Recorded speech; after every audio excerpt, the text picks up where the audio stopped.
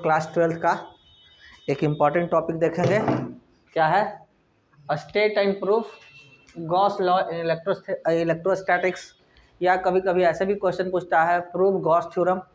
ऐसे भी क्वेश्चन पूछेगा कि क्या कहते हैं define electric flux and state and prove Gauss law या गॉस लॉ इन इलेक्ट्रोस्टैटिक्स। ये सारी चीज़ें को क्वेश्चन को घुमा फिरा कर पूछेगा आपके 12th एग्जामिनेशन में, बिहार बोर्ड हो या सीबीएसई बोर्ड हो। ये आपका 5 नंबर का बड़ा ही इंपॉर्टेंट डेरिवेशन है, जिसको हम लोग एक एक करके देखेंगे। तो इसके लिए सबसे पहले हम लोग जानेंगे क्या स्टेट एंड प्रूफ कह रहा है, यानी सबसे पहले हम लोग गॉस लॉ होता क्या है उसको जान लेंगे, उसके बाद इसके डेरिवेशन पे आएंगे।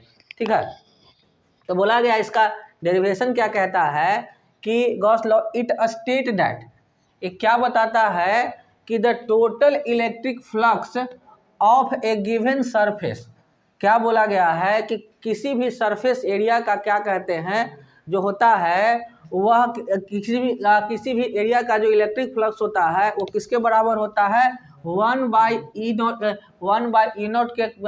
गुणनफल के क्या होता है, टोटल चार्ज के बराबर होता है।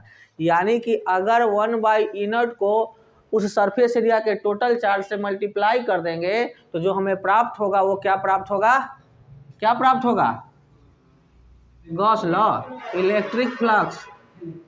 गॉस लॉ तो थ्योरम है ना जी, गॉस लॉ प्राप्त कर लोगे, है ना। तो गॉस लॉ प्राप्त होगा। अब इसको कुछ इस तरह से समझ सकते हैं कि सपोज दैट मान लो कि कोई तुम्हारा क्या है, एक सरफेस एरिया है, ठीक है, इसके अंदर क्या है, दो चार्ज है, Q1 और Q2 है, और एक बाहर चार्ज कोई है Q4 या Q3 कुछ भी चार्ज है। अगर इसका इलेक्ट्रिक फ्लक्स निकालेंगे हम लोग तो कैसे निकलेगा, तो फाई बराबर क्या हो जाए, 1/E0 तो होना ही होना है, इलेक्ट्रिक फील्ड तो होना ही होना है, लेकिन इसके साथ समेशन ऑफ चार्ज है। तो समेशन ऑफ चार्ज कुछ ही बोल रहा है, Q1 Q2 और Q3 है, तीन गो है, लेकिन यहाँ पे अगर हम लोग देखें तो बोला गया है क्या, flux of a given surface is equal to the E1/P0 times. बाकी क्या बोला गया, इनक्लोज्ड है, इनक्लोज सरफेस का होता है, यानी कि इनक्लोज सरफेस, यानी क्लोज सरफेस पे कौन चार्ज है, Q1 और Q2, यानी कि इसको कह सकते हैं Q1 प्लस Q2। ये हमारा इलेक्ट्रिक फ्लक्स निकल जाएगा। ये तो बात समझ में आया। करेंगे गॉस थ्योरम को प्रूफ करेंगे, तो उसके लिए सबसे पहले हम लोग क्या कर लेंगे, स्फीयर ले लेंगे। ठीक है, कहीं कहीं पे क्या कहते हैं, इस स्फीयर को ऐसे डॉट डॉट से इंडिकेट किया है, आप डॉट डॉट से भी इंडिकेट कर सकते हैं, पूरा सर्कल ले सकते हैं, वो दर्शाने का तरीका है। इसके अंदर क्या है, इसके सेंटर पे हम लोग एक Q चार्ज लेते हैं जो कि हमारा पॉजिटिव है, इसका बिंदु A है, ठीक है, और यहाँ से एक रेडियस ले लेते हैं जिसका रेडियस क्या है, R है, P बिंदु पर, ठीक है, ये P पॉइंट पर। चूंकि ये हमारा चार्ज क्या है, पॉजिटिव है, तो इलेक्ट्रिक फील्ड जो होगा इसके अवे होगा, ठीक है। और जो हमारा DA क्या है, किसी एक इंस्टेंट बिंदु का एरिया है, इस गोले का, इस सरफेस एरिया का क्या कहते हैं, वो क्या है, DA है। और हम लोग को पता है कि क्या होता है, कभी भी किसी भी सरफेस एरिया का जो डायरेक्शन होता है, किसी भी एरिया का डायरेक्शन उसके सरफेस एरिया का परपेंडिकुलर होता है, तो इसका डायरेक्शन क्या होगा, इधर ही होगा।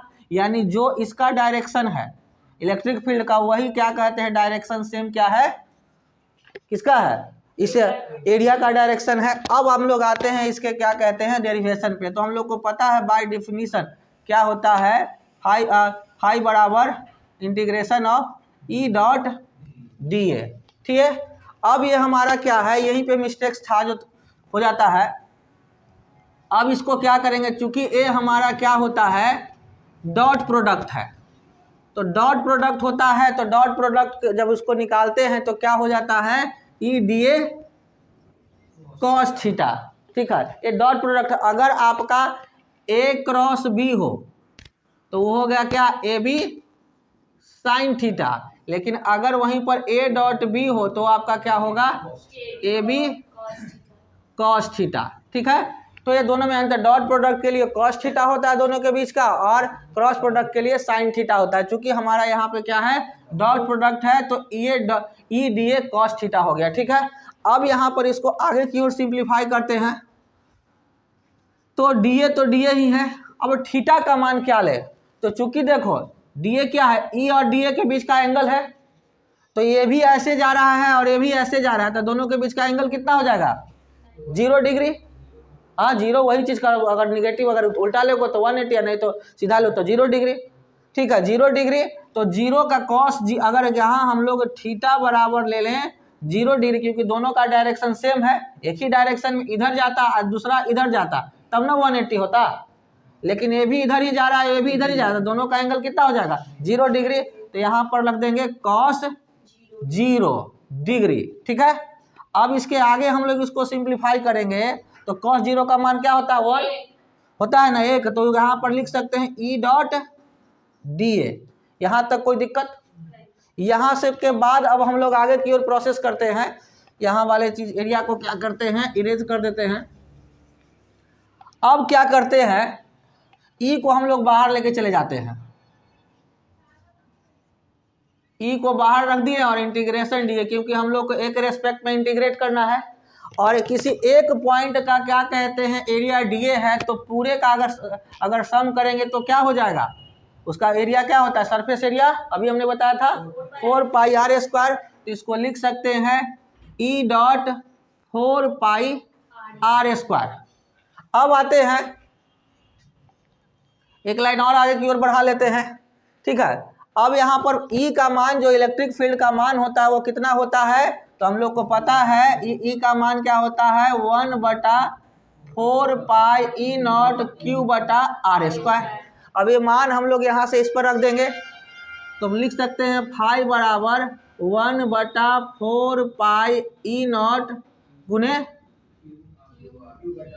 क्यू बटा आर स्क्वायर, और पहले से था 4 pi R square Q square. अच्छा यहाँ पर क्यू हो जाएगा। ठीक है, अब यहाँ से अब काटने वाला सिस्टम होगा 4 से 4 खत्म, पाई से पाई खत्म, आर स्क्वायर से आर स्क्वायर खत्म, तो फाई बराबर हमारा क्या हो गया क्यू बटा ई नॉट। यही हमारा क्या था गॉस थ्योरम का डेरिवेशन था, प्रूफ हो गया इजी से। अब जो हुआ फाइनली ये कंप्लीट है, अब इसमें कोई कहीं से गड़बड़ नहीं है, तो जो बताए इसमें कोई दिक्कत नहीं ना।